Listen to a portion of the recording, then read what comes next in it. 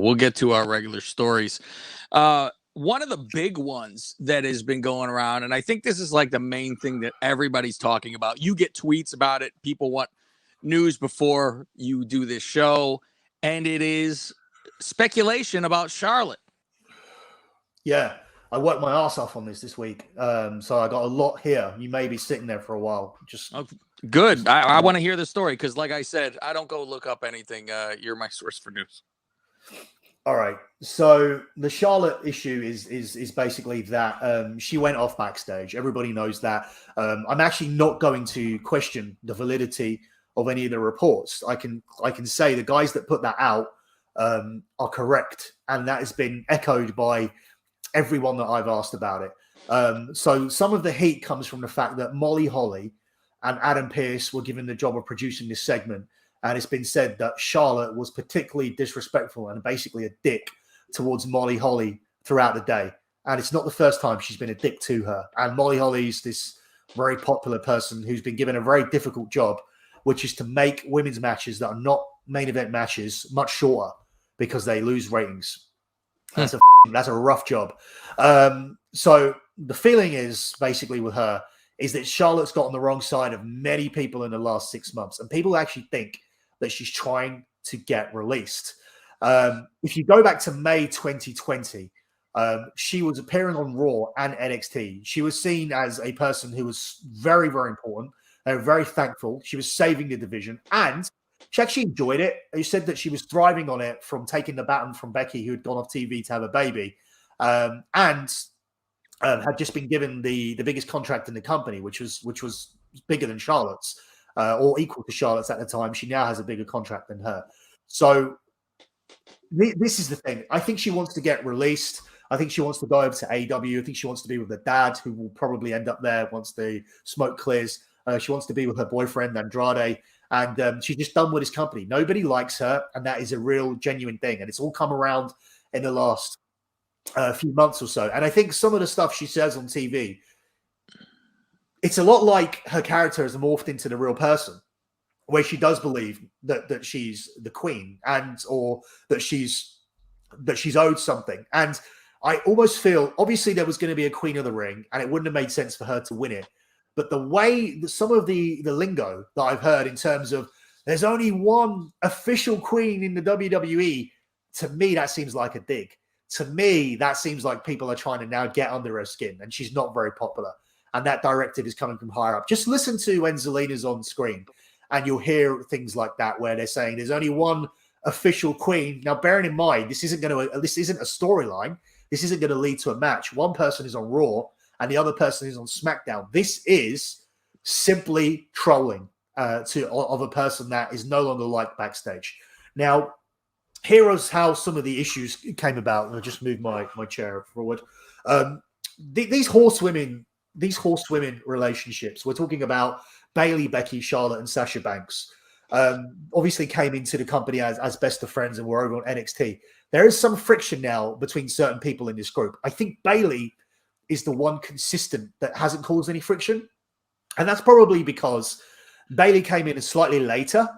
She came in on a different contract.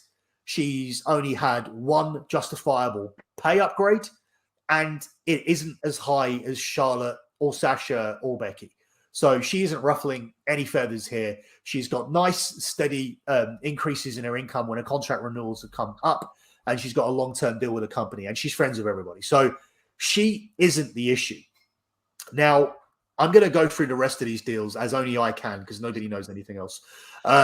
Becky, for me, is the smartest and highest paid woman in wrestling for a reason. And this is because she's the biggest star in terms of merchandising sales, in terms of rating numbers moving when she's on, in terms of social media metrics, and in terms of the outside interest she attracts from the mainstream media and sponsors. That's a fact. Prior to the Horsewomen coming in 2015, Paige was the highest paid woman at £500,000 per year. Ridiculously, Paige got a pay rise in 2019 with a 4-year deal to 2023. She ended up getting 750 grand, like to sit at home and do nothing. So to me, that's very, very strange because she gets the same downside as Bayley, who's also injured at the moment. Charlotte, Sasha, and Becky Lynch all came in from NXT at $250,000 per year. Charlotte, understandably, made the most that year due to the fact that she was the Divas champion. She beat Nikki Bella for the title. Now, here is the issues that begin here now with politics and in terms of me and other people, my sources, being able to track the contracts. They become a little bit muddier here. I know all about Becky. Sasha and Charlotte is a bit of a mess, especially Charlotte. Charlotte and Sasha both main evented the 2016 Hell in a Cell. As a result of that, to culminate the fact they'd been there for a year, and because they were really pushing forward with the women's revolution, roll my eyes, they got new deals that were not those that were bigger than those 250 grand deals that they got. Charlotte got more than Sasha. This was the first issue.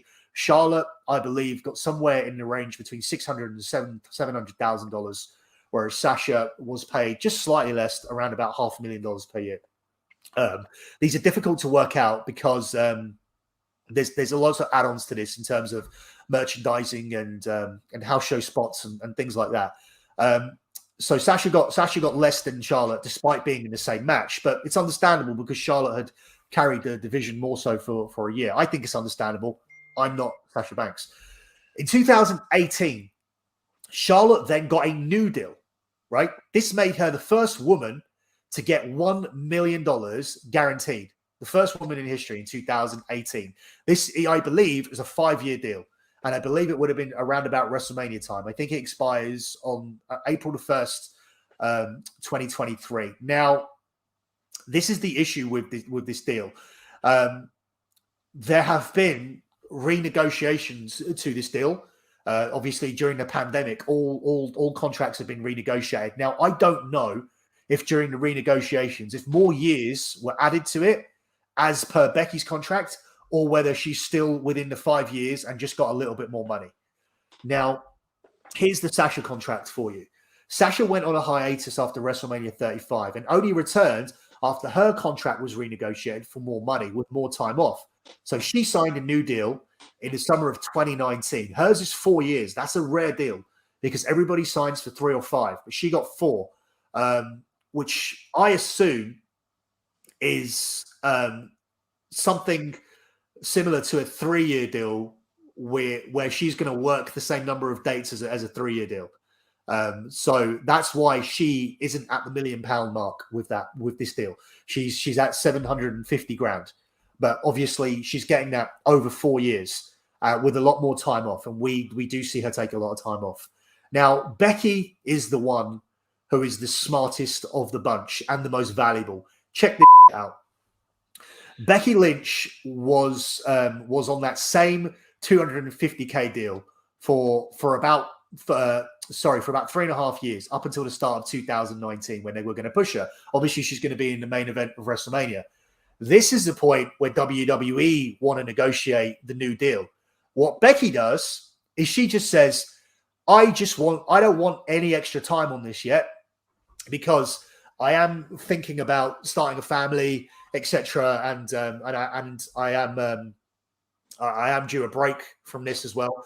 Obviously, a very odd thing to say when you're in the midst of a push, but it was all coming from someone that she hired to negotiate her deal. Now, she used a broker to broker this increase of pay.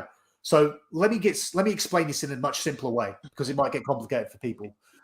She had a deal from 2015 to 2020, right? Do you follow that so far? Yeah.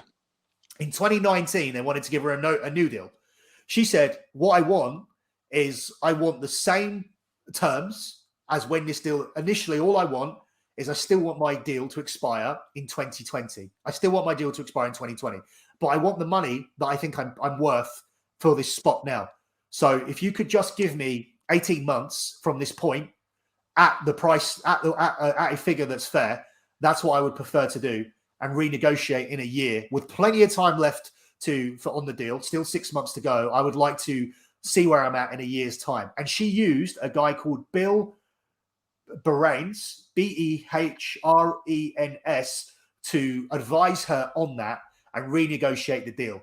This wasn't about a break. This wasn't about burnout. This wasn't even about children. This was about a relationship that Becky Lynch had with The Rock. and The Rock had put her on to William Morris Endeavor Agency, who signed Becky Lynch pretty much immediately after this. And William Morris, and if you don't know who William Morris are, you guys need to look it up. William Morris, who also so departments of William Morris manage The Rock, but The Rock managed some of The Rock's projects. But he's independently managed by, I think her name's Danny Garcia, his ex-wife. Mm-hmm. So he's now independently managed by her. But she also would have been a partner in William Morris. So William Morris have now, because of The Rock, signed up Becky Lynch, and she knew that was coming, which is why she didn't really negotiate a new 5-year deal. When she came back to the table at the start of 2020, William Morris negotiated her deal for a big fat $1.5 million guaranteed, the highest paid woman in the history of WWE. And she has a big merchandising percentage. She has house show revenue. She has WWE. She has first class travel. She has WWE paying for someone to take care of her kid.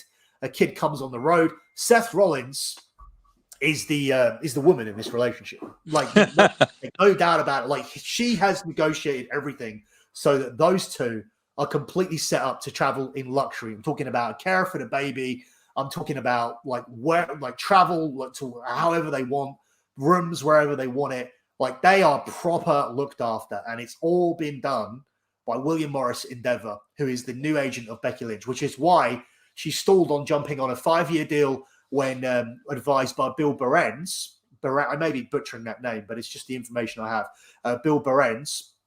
And instead waited, got her extra money and waited to negotiate a fresh deal when William Morris were doing the negotiations, and that was set up by The Rock. So that is smart to me. That's above and beyond the other women. So is she getting the 1.5 guaranteed each of those years? Is that the low? Yep. Wow, that's she. And you know what's funny is I always think with the Rock, since Vince was so good to him, let him have the name, all that kind of stuff. He does these kind of things behind the scene that almost screw Vince. I don't think it screws. I don't think that was the mindset of it, but I think like there's genuine belief that she can go to Hollywood and do something. There was interest in her, like from Marvel. There was something that she was going to do pre-pandemic, and it went away. But yeah, there's loads of interest from commercials and sponsors. She's so much bigger than Charlotte in terms of interest in doing stuff with her. Maybe we're seeing why this week. I don't know what Charlotte's like to deal with on a corporate level when you're a sponsor or you're a media person or when you're a charity, but I don't know. I don't want to make up but I imagine, there's got to be a reason why she gets a tour bus and 5-star travel and 5-star accommodation, and they're paying for a carer to. I mean, this kid is coming on tour everywhere. They're fine with it as long as Becky's there. She can do whatever she wants.